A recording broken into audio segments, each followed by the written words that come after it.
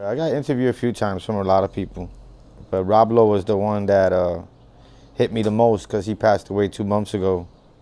It's called the Rose Family, and he was a childhood friend of mine. I just put a picture of him yesterday. Yeah, I posted him on my timeline. It's, it's just the last image of him was in this chair, and that's in that bench right there. That was like the last image of him.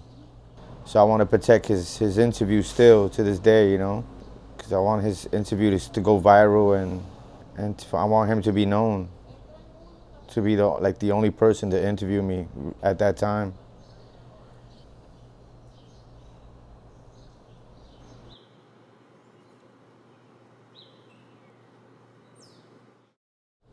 My name is Juan Rosado, and I'm a full-time barber. I opened up May 15th, 1999. You have a very unique look with your facial hair, I gotta say. Right. What made you grow it into that style? I saw my brother do it first, and then he encouraged me to do it. And then my dad did it, and then I ended up doing it. It's been like about 8 years that I have the mustache. 8 or 9 years, I think. Maybe longer, who knows? So it's like a family thing that we have. It's like yeah, it's a little mustache thing we got going on. What made your brother grow I don't up? know, he just decided to grow it out. And you try something different, I guess when you get older, you try different things.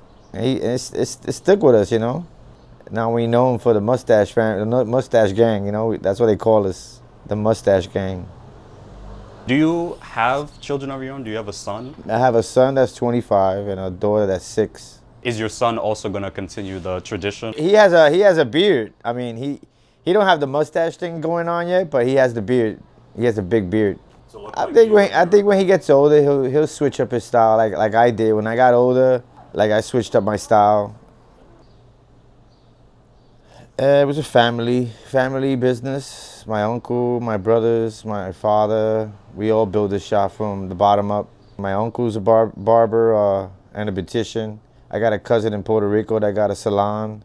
I had a great grandfather that used to cut hair. So it's a family thing. It's been in our family for a long time, since the early 70s. We've been having this in our blood to do hair. It's in our culture. My dad still lives here. My uncle lives in Puerto Rico. My brother moved to Jersey. And mostly some of them are still in New York, but a lot of them are in Puerto Rico. My dad helps out. He helps out in the shop sometimes, and then my brother helps me out a lot, like in the weekends and stuff. But yeah, it's still a family business. They help me clean the shop. They help me, organize things. That's because they don't cut hair, so they help me out with other things, Business is on and off, like sometimes you get busy, sometimes you get slow. It's on and off. But after COVID, things never been the same. This business really never really bounced back after the pandemic. We were forced to be closed for 4 months, and in those 4 months, the bills kept coming. The landlords kept billing me. Instead of, putting that to a freeze, they kept billing me. They wanted their money every month. Even with the pandemic, the way things were, people dying, they still want their money.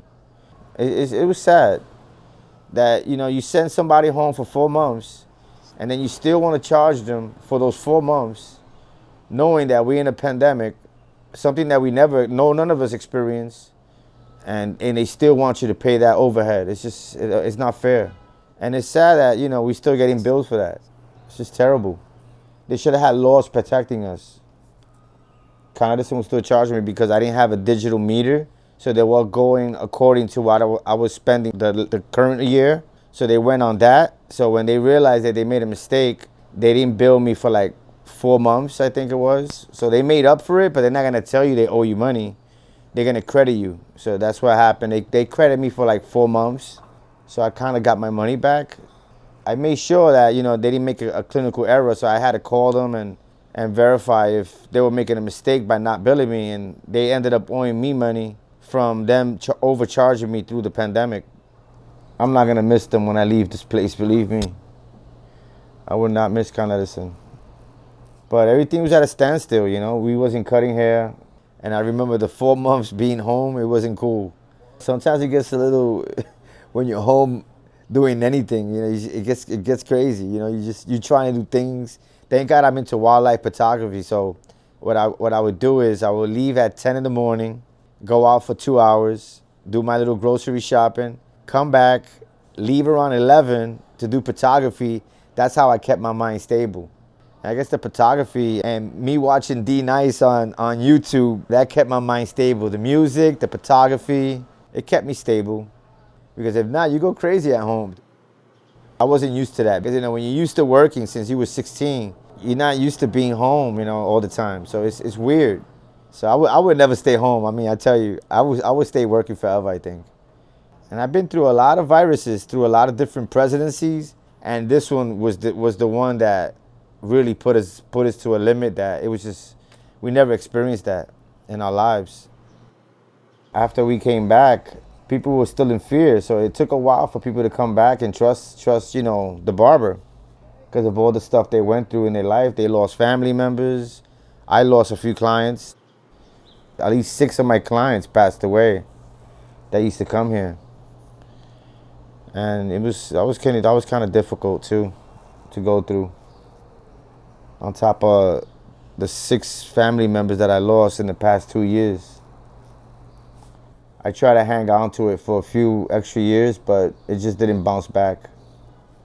The majority of all my clients are living in Florida or in New Jersey, Wisconsin. They moved everywhere throughout the whole 50 states. The cost of living in New York is very, very difficult for everyone. So a lot of people are moving out of here.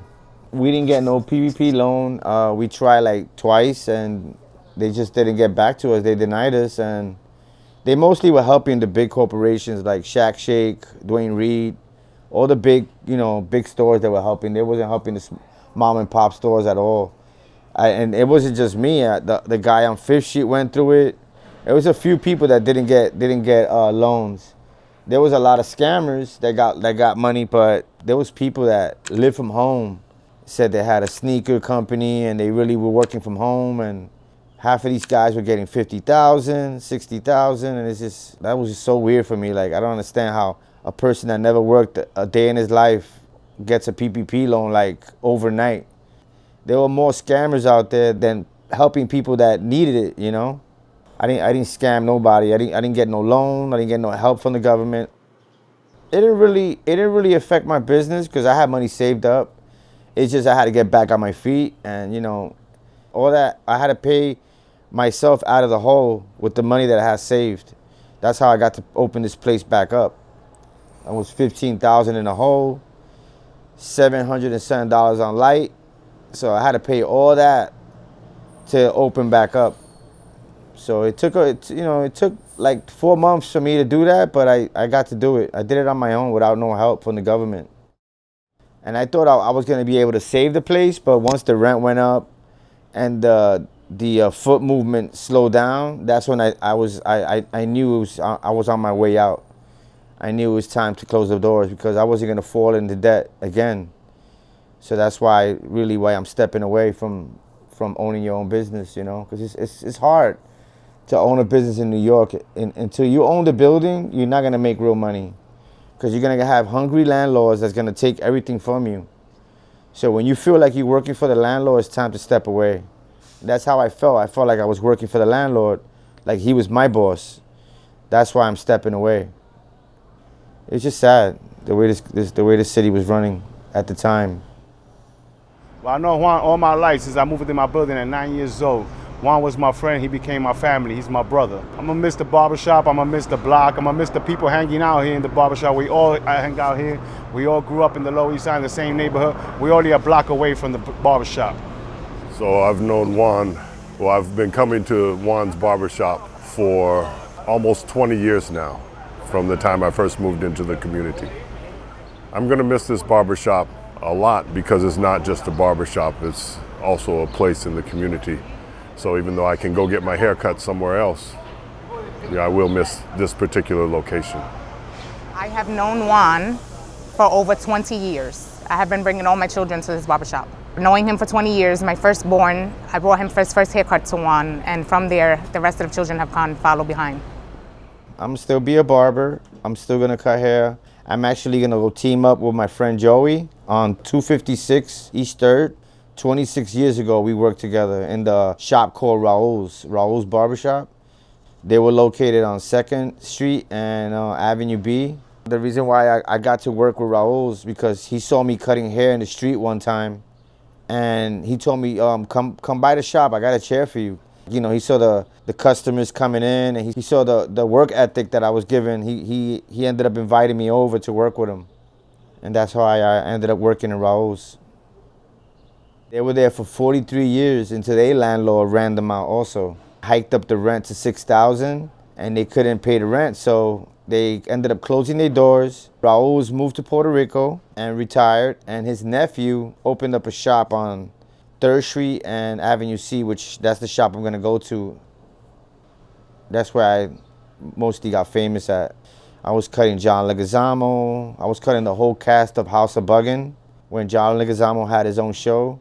I used to cut a lot of, different celebrities. Jay-Z's bouncer, I met him in Raul's. And he used to bounce for Wu-Tang Clan and J-Lo. He was a celebrity bouncer, and he passed away about 4 years ago. And he was a good friend of mine.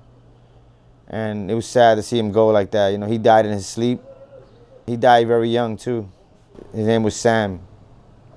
When I left Raul's, I worked for a shop called Pioneers. And then I moved from Pioneers, they were on Clinton Street, and then I moved to the shop called Dougie's Den, which is on Houston, right off Avenue D. And I stood there for about a year, and then I ended up moving here in '99.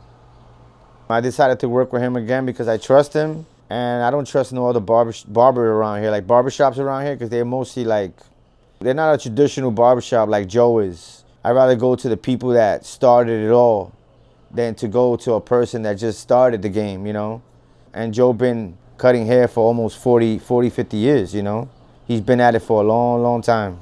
And I'm gonna hang out there for maybe like a year and a half, 2 years, maybe the most. Plus he needs my help too, so I'm gonna go help him out. He doesn't have that much help there in the shop. He just opened up 2 years ago, so he doesn't have a person that's gonna generate the rent that he needs, so that's why I'm gonna go help him out. My final question for you is this. If you ever came into the money, would you ever open up a barbershop again? Of course, I'm gonna hang out there. I live right across the street, so you know what I mean? We're gonna be there, we're gonna be supporting him. We're gonna be everywhere he goes. It's gonna feel a little bit the same because, it's a Puerto Rican neighborhood where everybody's, everybody's Spanish, everybody, is the same place, only a block away. So it's not gonna be much of a difference, it's just gonna be a smaller space. I don't know if I'll hang out at the new place or not. We have to see what the vibe is. I don't think it'll be the same as coming to Don Juan's right here on 4th Street. Obviously I still want to get the best haircut that I can get, and that will be from Juan, but we'll see how the other one works out. It's ironic that I just happened to come by today when you're doing this because I was bringing Juan some rum from Nicaragua, my favorite rum, Flor de Caña, because it's been more than a barbershop to me. It's been a place where I can become part of the community. Because I came here around 2005, and I could have just been a gentrifier or whatever. But being able to come here and not only get a good cut, but to be part of this community and sit with the brothers and sisters in this barbershop and hear what's going on and participate in stuff, that made me feel like part of a community where I could have just been an outsider. So I'm forever grateful for that opportunity to be part of this community that was presented by Juan's Barbershop. Yes, I am. I'm gonna miss this barbershop. I will still follow Juan to the new place he's gonna be working at. I do feel the aura will be the same because Juan is what makes the barbershop. It's not the barbershop that makes Juan.